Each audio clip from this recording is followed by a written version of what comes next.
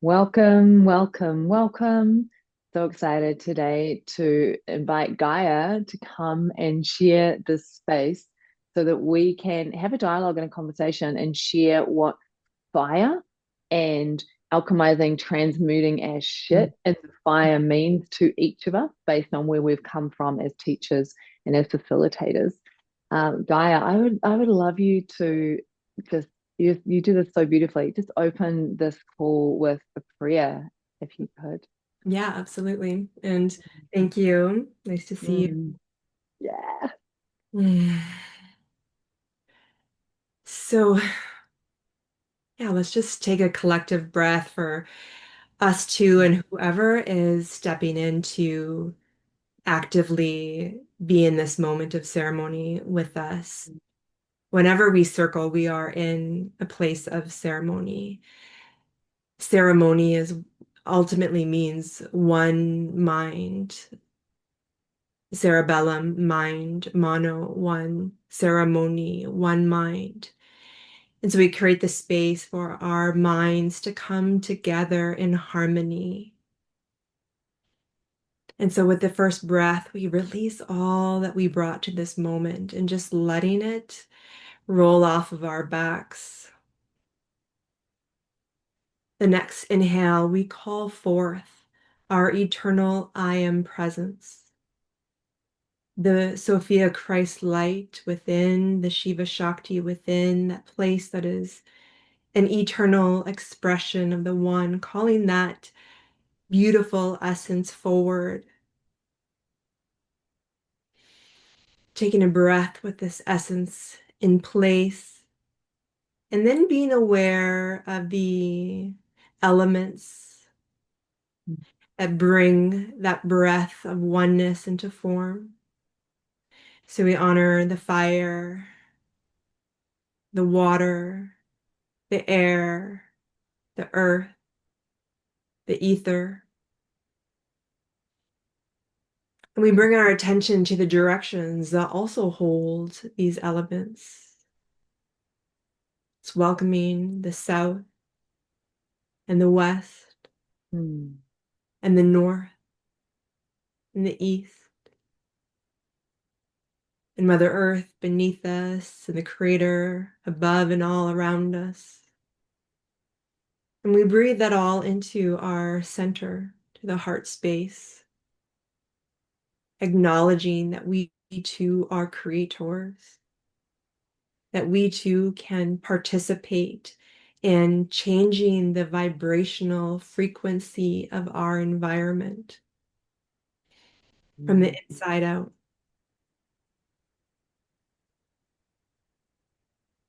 As we breathe mm, into that marriage, into that birth,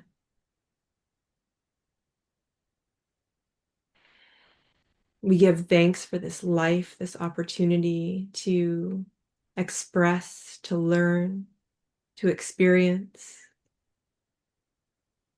And we quiet the mind of any distraction, any mm, distortion, just allowing it to be unwavering, like the center of a candle flame, mm, entering to the sacred space. And one more breath, just to feel that in your body, just to anchor that in, giving yourself that breath to feel the embodiment of all that you are, the magic, the mystery, the uniqueness of your expression of the one. Then you can slowly open your eyes. And I just like to move my body gently so that I take it from the unseen into the seen. mm. It's not just in that space of stillness, it's like also in motion and movement. Mm, so delicious.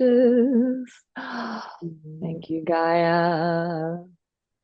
So you can see, folks, why I invited Gaia to come and support on an upcoming retreat that's happening at the end of October. We're talking 2025. If you're watching this after that, quite likely we'll have scheduled more. So Yeah. stay tuned. Keep going.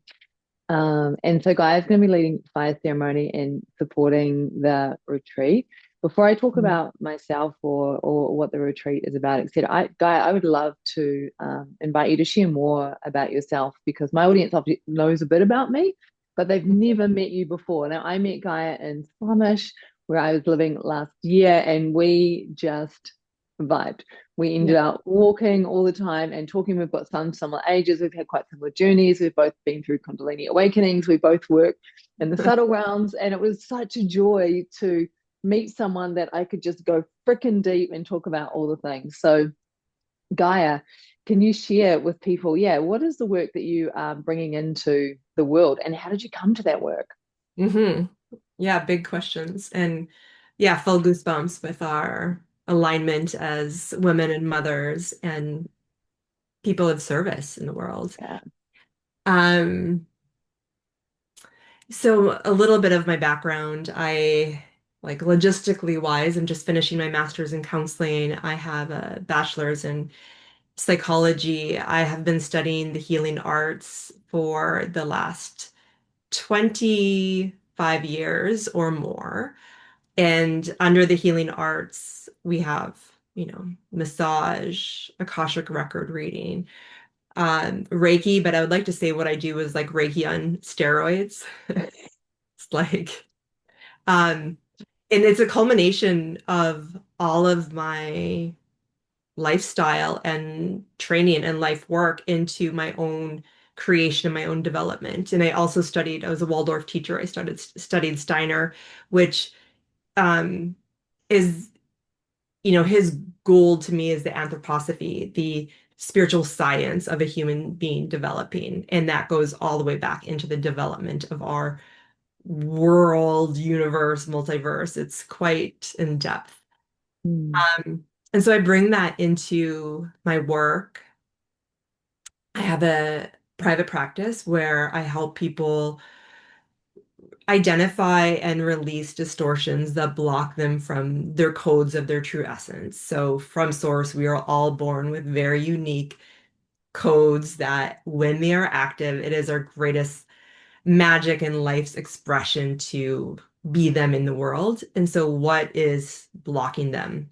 Mm. Beliefs, ancestral, environmental, karma, like there's off planet, on planet things. So each session can is like under that umbrella, but where we go is very individualized. And what people feel is a sense of liberation, freedom, that then they get to have more choice in that space. Mm. And I've also had a very strong ceremonial life. Gosh, like maybe 6 vision quests. I have the blessing to pour sweat lodge, and that's something I do in Squamish. Um, and it's alchemy. It has grown and changed in the way that I sit in that space. There's a lot of listening to spirit, and I find my role is just to tend the field to make sure that it's clean and that each person has their own relationship to source energy. That's not for me to be in the middle of. It's just for me to hold my relationship to the unseen, my relationship to the source, my relationship to the elements, and kind of draw on that relationship to help alchemize and purify what's in the field. And that does not mean that I'm free from having my own experience as well. Um, I have Wow. definitely poured lodges where I didn't know it was for me, and my life like changed like this. So that's what I like to do. I like to tend the field in a very feminine way, meaning like I stay anchored in my own relationship to source. I listen. I create space for people to have their own relationship and transformation, and I'm ready as an anchor to either give it voice or reflection or um, just to hold the space open for someone to go through that alchemizing Mm. process. Hmm. I love it. I learn things about you just then, which is amazing. And I got to experience the sweat lodge where you were pouring water, and it was incredible. It was so alchemical and wonderful to do it right before I left Squamish to move to Nelson. So I've invited you to lead fire ceremony. Is it the major specific thing that you're doing on the Dancing the Dragon retreat at the Sentinel? Nick Haslow, can you share your experience of fire and what fire means, both in the physical manifest, but also in the unmanifest on the more elemental side as well? Because I would love to hear that before I share my perspective on fire, etc., through the tantric and the yogic Yeah. lenses. Yeah, Yeah, I would love to hear how they are similar and if yeah, different. different. Yeah, totally. Um, so fire, fire is the representation of the sun on earth. And Mm, the sun is the representation of source energy. So when we bring that sun into the earth through a sacred fire. And what creates the sacredness of the fire, not a campfire, is how it's built in our intention. So ceremonial fires, we in the indigenous way, we'll use tobacco, not to smoke, but to blow our offering and our plea, like, nation of the West, come, like, take this tobacco, take this offering, and come sit here. And make this fire active. So the process of building the fire has its own ceremonial element to it. And then it comes alive. It's a spirit. It is a spirit that knows its role. And we may bring something to the fire that we think we want to transform, and that fire actually may see the depth of what we want to what is needed to purify.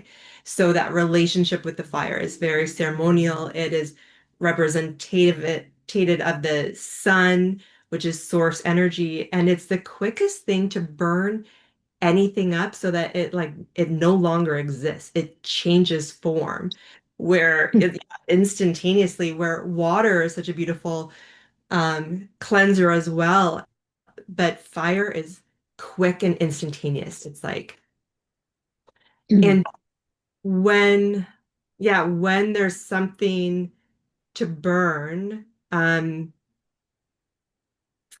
you hit it the nail on the head, it's so fast. It's so fast in that transmutation. mm, So, yeah, tell me a little bit from your perspective. yeah, Is yeah. there in the Totally. So my background is yoga and tantra. I'm really influenced by the tantric lineages, Mhm, and it's constantly used as a metaphor, the fire of awareness, and the fire of awareness, the mhm, kindling of all knowable objects burns up. And what that's pointing to is that as humans, we can be in conditioned mind, identified with the story of self. We've forgotten who and what we are, and mhm. when we're in that place, we are often going, and the conditioning just keeps getting deeper and deeper. We keep doing the same patterns, the same behaviors. We'll have the same emotional experiences over and over and over again. And Yeah. the shift happens when we begin to learn how to orientate to awareness, Mhm. consciousness, Shiva nature, that which we are. And once we're able to do that, once we're able to orientate to awareness, right? The tantric teaching is in the fire of awareness, all the shit burns up. I'm paraphrasing, of course.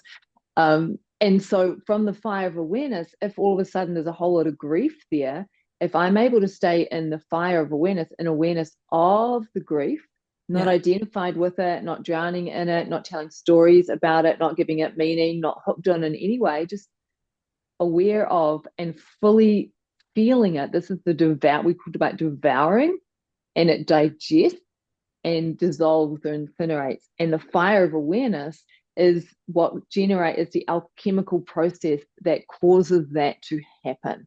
Yeah. So within practice, dancing the dragon is so much about, like, the core of that as an approach to yoga is supporting people to be able to cultivate and orientate to awareness. Because if that's not happening, you can't burn up the shit.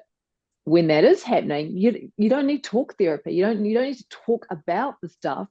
Just need to be aware of it and unhook from stories, meanings, narratives, and it will burn up. So that's the first thing, is the fire of awareness burns up all the things. And then another aspect of fire and in practice is tapas, right? We build the internal fire, the agni, like the heat, the physical heat of the body, the heat of the practice, the intensity of the practice. I don't want to say it overwhelms the mind, but it's like it becomes, the intensity becomes so all consuming in the way that a fire is Right. all consuming, that the all consuming nature of the practice and the intensity of the practice means the mind cannot do its habitual, usual patterns. It can't avoid, it can't escape. And the tapas, the intensity, holds us in the fire and allows stuff to burn up. Yeah, I just want to add that's similar in sweat lodge. The idea is that you get yourself the heat to a place of discomfort that it's like you're hold it, and you just have to let go. Yeah. And you just let go. Yeah, that's it. And so there needs to be discomfort. There Yeah. needs to be intensity. And, in our modern lives, we are hardwired towards seeking comfort. And we have the ability to seek comfort all the time. But seeking comfort is a bad habit that leads to suffering. So, Mhm. yeah, in the same way in a sweat lodge, you come in and it's freaking challenging and intense. And oh my God, there can be, get me the fuck out of here. I hate this. What am I doing? This is crazy. I shouldn't be here, right? And the same way when I'm leading, I probably shouldn't have called it a retreat, probably should have been called a training or an intensive. Uh, what I'm doing as a facilitator is generating via the practice, the container, that kind of intensity that supports people to stay so that stuff can be Mhm. burned up. Yeah. So those elements of fire of awareness, but also the tapas, the intensity of the practice. And along with that, there's a lot of instruction on how to work with the mind, because it's the mind that will generate the stories, the narratives, the doubts, the fears, to try and get us out of the situation. And it can be very, very convincing that we should get out of the situation right now. I mean, do you see that in sweet lodges where people's Oh, like, how do yeah. you, Oh, yeah. yeah, Sometimes they yeah, do. And I think that's where this balance of having two, like today that we're sitting in this Yanantin, this balance of here I am in the colors of water and you are in the yeah, color of fire. And it's like through these balances, these balancing polarities that it grounds that which is like activating. So in the I when a sweat lodge is run in a way that I like, okay, we're on point, it's like there is that um hitting your edge, and there's also this like motherly safety of like, you know what, I'm yeah, old here. Okay, I'm safe to let go. I'm just gonna go for it. I'm just gonna go for it. And I see that in the way that we will hold space together too, of like anchoring the energy so that wherever they're going, there's a holding, and the yeah, mind can like come back. Okay, just stay a little longer, just a yeah, little longer. yeah, And the times I've had my biggest breakthroughs, oh yeah, the mind is a very convincing one. Yeah. And I've had someone just say, well, just one more breath. I could do one more breath. Okay, I can do one more. And then 5 breaths later, here it comes, breakthrough. it's birthing through. Yeah, And when yeah, there's two of us, we get to hold that space with more, integrity, container, holding, eyes, field. It just is settled. yeah. Absolutely. Like when I lead, so we're there at Dancing the Dragon from the Friday afternoon until Monday at noon, and there'll be probably five like full sessions. And the way that I like to work, and Diane, I've discussed this, is elemental. So we start with earth, right? First of all, we want to establish the ground. We want to soothe the nervous systems from traveling. And we Mhm. want to bring in that sense of cohesiveness of the group field. And we want to really begin to establish that sense of being held in safety. So, the first big session, we're not burning anything up. Like, no, we're laying the groundwork. And Yeah. then we move into water, which is starting to find the fluidity and starting to just feel the beauty and the sensuality and the pleasure and the joy and the delight in life, so that can also be present Mhm. before we start to go into the intensity. And that's Friday night is the earthing, Saturday morning is the watering, and then Saturday afternoon is the firing and the practice flowing into the fire of the ceremony. And that's the peak, right, of the retreat before we go into the heart on Sunday morning. It's like, yeah, we go to church on Sunday morning where the body is the temple, and so much has been burned up. There's just such that feeling of like heart expansive, like, and we're in it together. We've just ridden the dragon, and people are like, oh my God, I can't believe I stayed, and all the stuff burned through, and I did it. And Yeah. then we start to like begin to integrate on Sunday afternoon, and there's that sense of really clearing and opening our ability to express and be what we are, because we've burned up everything that's in the way.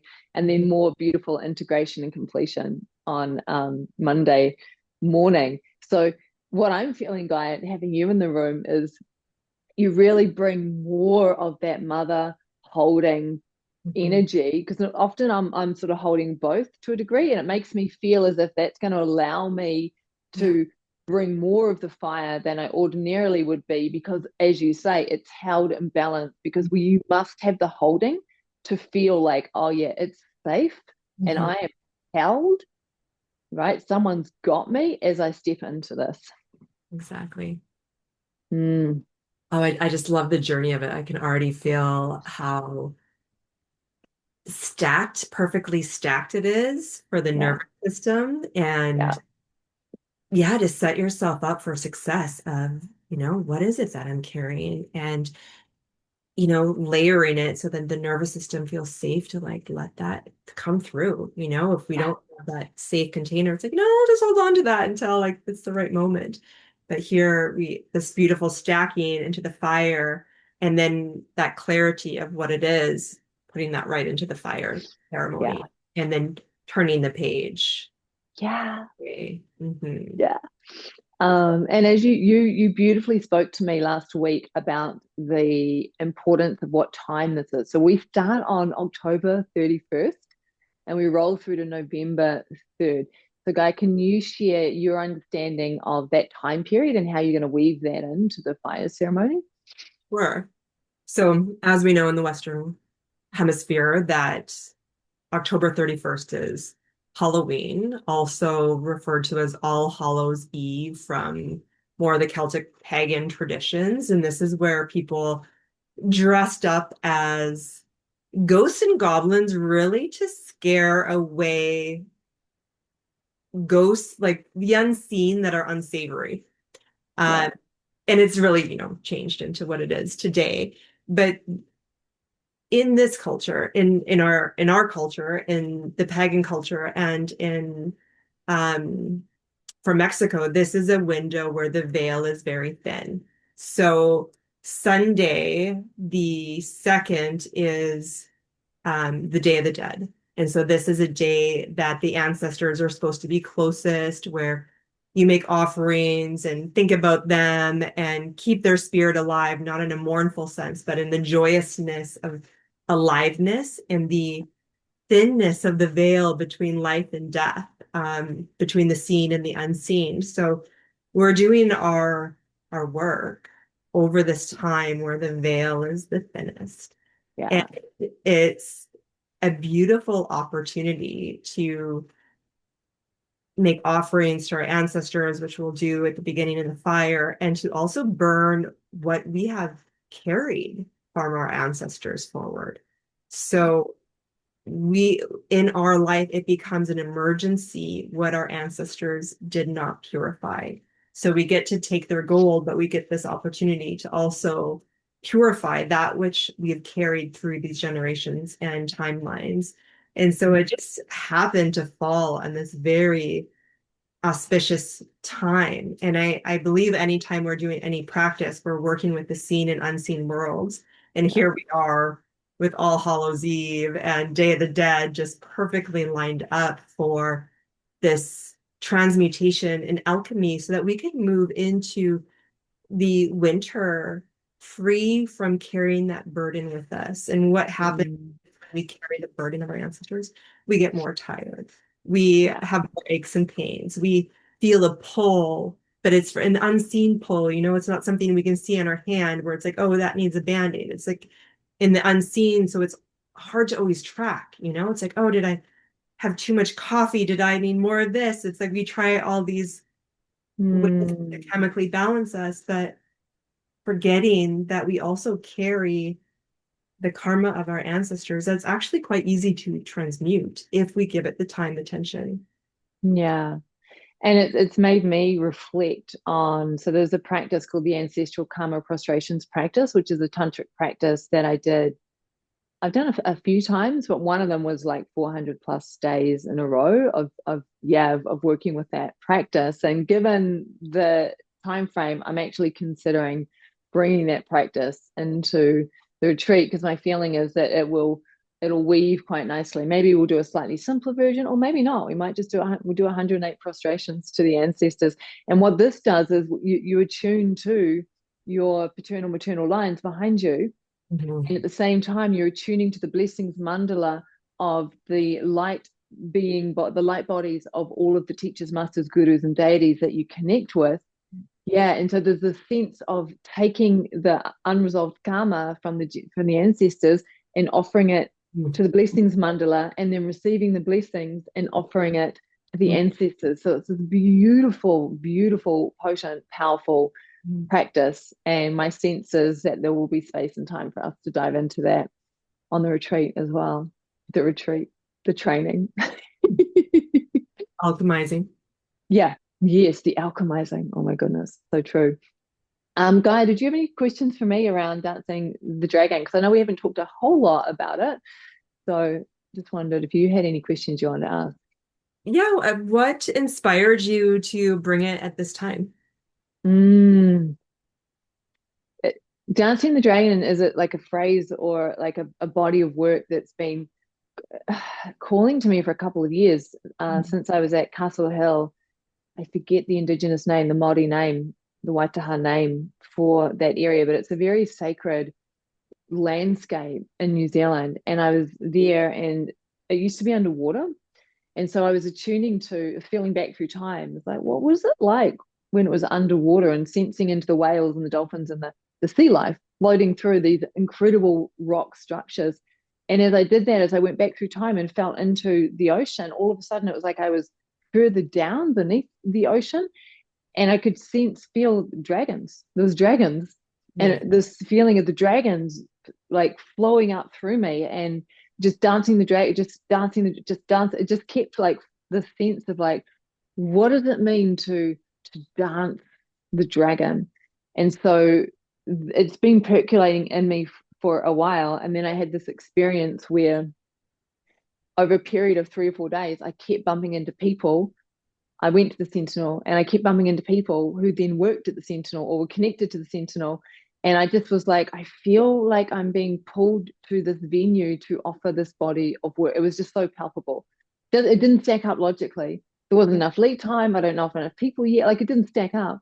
But the feeling of it was so strong that I just honored it. And I just went out there last week to do a photo shoot for some promo photos. And when I was in on the land, didn't want to leave, and just being like in the building, in the room where we are going to be doing this, there was just this, when you get that sense of past and present future, it's like the overlays and it's all happening concurrent. Yeah. And it was like I could feel the retreat happening, and it was just the feeling in my heart was like, yeah, this work, because it's so beyond what people think yoga. It's when I say it's yoga, but not as you know it, because it's so beyond what people think yoga is. Like, it's ceremony. It's the deepest aspect of yoga. It's dance, the way that humans have always danced, always used trance dance to connect with and open up to the other realms. Like, we're really talking about working with the subtle realms, and it's freaking the warrior. It's like martial arts warrior, and it's meditation. So it's all of these elements that create the whole person coming together. Let's see if I can remember them from an architect perspective. There's the ceremonialist, the yogi, the dancer, the warrior, and then the meditator, which you could say is like, yeah, sage in a way. So Mhm. when we activate all those archetypes within ourselves, what that brings forth in us.